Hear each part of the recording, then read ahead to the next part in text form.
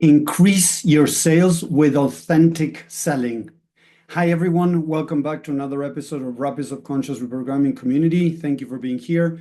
If you're watching, I just have a small favor. If you can type #live if you're watching live, or #replay if you're watching replay. Remember that when people engage with this, more people get to see it. The algorithm shows to more people. So the idea is to help as many people as I can with this work that I'm doing. So it will be awesome if we can do that. I would really appreciate it. So let's get going in this amazing topic of increasing your sales with authentic selling. I've been an entrepreneur, as I mentioned many times, 28 years now, and I have worked with tons or even spoken with hundreds of entrepreneurs, coaches around the world. And many, although they don't realize at a conscious level what's going on, is they're scared of this selling process. So many of them are struggling because they feel that they don't want to be salesy.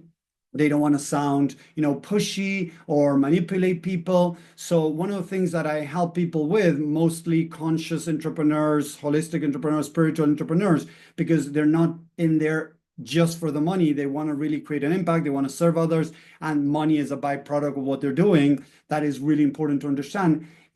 A lot of them still struggle with money. The other day I was talking to a guy and he was telling me that when he was offering his services to somebody, he stuttered at the moment where he was sharing how much he was charging for his services. So the idea with this is to start exploring in the mind what is going on. What could be holding me back? What could be getting in the way of me being able to share what I do, serve others? So there has to be a mindset shift. Hey, Richard, thank you for stopping by. There has to be a mindset shift from selling to serve others. I know I've spoken a lot about this. I've done lots of videos about this, but the reminder is very important to start working on understanding what could be the narratives that I'm having when offering my services, when helping other people. Because one of the biggest things that I see most of the time with selling is the fear of rejection, the hearing the no, or that will be directly, or the indirectly, when people tell you, I'm going to think about it, I need to talk to my wife, I need to, give me a couple of days to think about it, or blah, and then they just disappear and don't reach out again. Right? So people might feel uncomfortable with hearing no, getting the rejection, or even by asking for money. So a lot of spiritual people, conscious people, people working in holistically, right? They think that because they have convinced themselves that having money is good, and money is good, or whatever it is that they have told themselves many times is the right thing. Many times their actions are not aligned with that. So you need to start exploring what's going on in your mind in relationship with rejection and in relationship with money. Okay, and we're not going to go deeper into the money thing. I can offer another lecture another time. Today is being authentic, right? So it's important to first start shifting into serving others and being yourself. You can have a guideline, you can have different questions to ask the person and things like that, but don't write a script. A lot of people I've seen, what they have is like a 5-page script where you need to ask this, then you need to do this, then you need to do that. If they say this, you need to do that. And they have like the steps how to go through. And that is not being authentic, because that's not being you. Practice the script or the different questions, the different things that you need to ask. Go through that with friends, with family, with different people, so that you get good at it, and then be able to navigate through whatever you want to navigate authentically. When you start reading something, when you have to follow specific scripts, unfortunately you fall into this robotic way. And the idea is to be able to start being yourself more, being authentic. Because if it doesn't sound authentic, people are not going to connect with you. If they don't connect with you, they're not going to trust you. They're not going to feel that you can help them, and they're going to walk away. Seriously, that's how it works. And as I always mention, I want to share this again. It's not bragging. It's just sharing with you guys, my findings that I've been doing for many years now, my stats, right? Let's do last year, because this year we're starting, and last year out of all the people that I talk to, out of all the people that I talk to, 72% of the people that I talked to wanted to know more about the work that I did and wanted to work with me. So they asked, how did it look like to work with me? And out of that 72%, out of that 72%, 50% closed to work with me.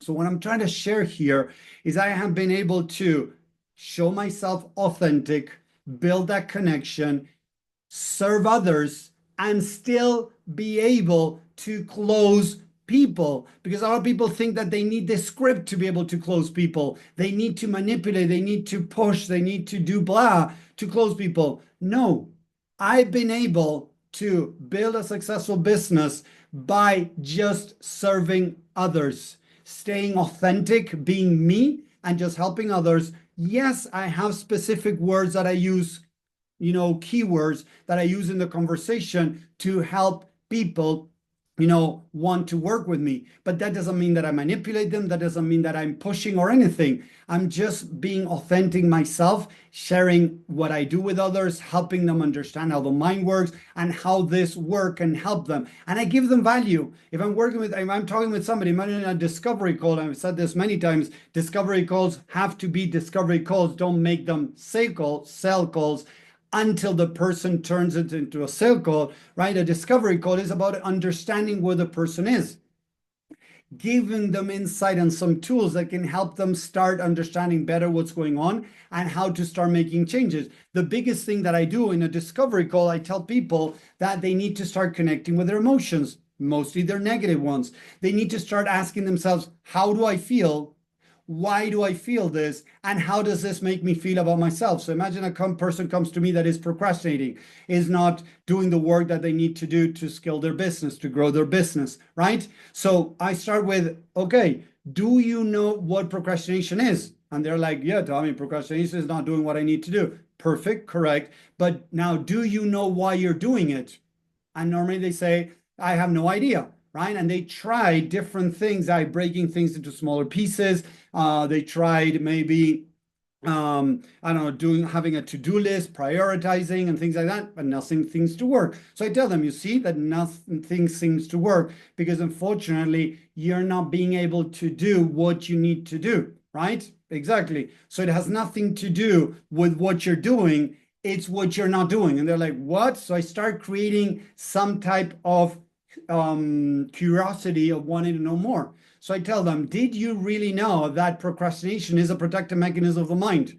They've been following me. They might know already, right? But most people, they get stuck into, yeah, Tommy, I heard you say that, but I don't get it. Or Tommy, I heard you say that. And, I haven't been able to go deeper to understand why. Or people say, no, I had no idea. Yes, I tell them procrastination is a byproduct of something deeper. So now they say like, oh, I want to know why then. Tommy, tell me more. What does that mean? So, okay, what is it that you're not being able to do? So they're not being able to send messages out. They're not being able to do the ad that they need to put out there to get people to know them. Okay, perfect. So you're not doing that. So how do you feel when you sit down to do the ad? Oh, I don't know. I just don't do that. I just go do something else. Okay. Imagine sitting down right now, grabbing your phone, your camera, and trying to do the ad. How would that make you feel? Or reaching out to people, or, getting back to comments that you already got. So how do you feel? I don't know. I feel that I don't want to do it. So they start bringing the logic in, right? Oh, I feel that I need to focus on my course. I need to focus. Okay, that is the logic side. Let's talk about emotions and how people run away from the emotions. So, okay, how does it make you feel? Oh, Tommy, okay, let's see. Let me really connect. When they start connecting, they start saying, maybe I feel a bit of anxiety. Okay, what's behind the anxiety? So we start going deeper. Fear. Fear what? I don't know. I have no idea. And they say that because the mind doesn't want to really connect with the truth behind the fear. So I have done this for many years now. So I'm going to do the fast track so I don't spend hours talking about this. But fear of maybe being rejected, being judged, being criticized, being, told something negative about themselves. So suddenly it's the fear of failure, fear of rejection. Okay, there you go. So how would that make you feel about yourself if you are rejected? It would make me feel that I'm not good enough. There you go. That is a story you're telling yourself that is creating fear, that is creating anxiety, and then anxiety is being avoided through procrastination. And they're like, whoa, I never realized that. There you go. So the story, the negative story that you have around money, so I bring other topics to money, success, failure, rejection. They're different stories that you created along your life that are now impacting your behaviors. So not feeling good enough, not being good enough makes you feel, fear. Fear makes you feel anxious. Anxious, the mind needs to create a behavior to protect you from that, from anxiety. So it creates procrastination.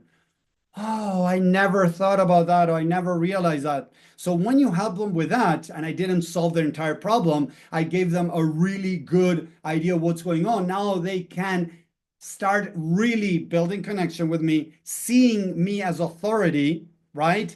And interested in knowing more. Does this make sense? Type a 1 in the chat if this is making sense, right? So far, I've been authentic. I have given value to them, and I've helped them in understanding what's going on. So the person wants to stick around and understand more. So the next step is, okay, perfect. So now you understand this. Now what we need to do is start diving deeper into the past to understand where could I have learned this. So far in the conversation, if the guidance call lasts for 20 minutes, 15 minutes, half an hour, 45 minutes, whatever, I tell them, look, we are 30 minutes into the conversation. I'm going to give you some clues, some ideas to start working on this, right? But unfortunately, we're not going to be able to cover all of this with you. We're not going to be able to go together. But the idea is what I recommend, the work that I do, keyword, the work that I do is to help people start going to their past to find the different events and then start rewiring them. I'm not teaching them how to rewire. I'm just telling them that they need to go into their past, into their mind, subconscious mind, access their subconscious mind. I'm not telling them how, and be able to start rewiring. I'm not telling them how. But at least I gave them value and I gave them a question mark on, okay, what's the next step, Tommy? So as I do that, then what they do normally is say, so I tell them, okay, so what I would do is I would start sitting down, doing a little bit of meditation, breath work, relax a little bit and start asking yourself, where could I have learned that I'm not good enough? And a lot of people tell me, Tommy, I have no idea. I don't remember. Or they say, oh, Tommy, it happened many times along my timeline. Okay, grab one and start working on understanding what happened and how you created those stories and how to start changing them.